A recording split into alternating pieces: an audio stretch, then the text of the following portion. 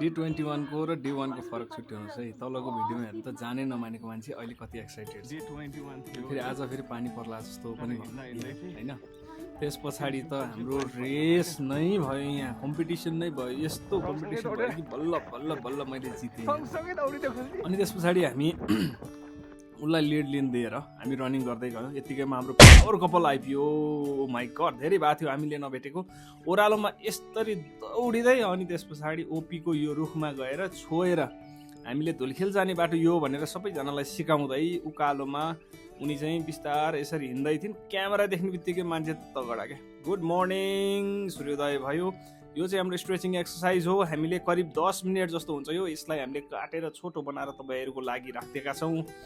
अब हेर्नुहोस् है, सबैजना हिँडिरहेका छन् मर्निङ वाक। हेर्नु है, मान्छे कुर्ता सुरुवाल लगाएर त हिँडिरहेका छन्। तपाईँहरू किन हिँडिराख्नु भएको छैन? आउनुहोस् आउनुहोस् आउनुहोस्, भोलिदेखि हिँड्नुहोस् त।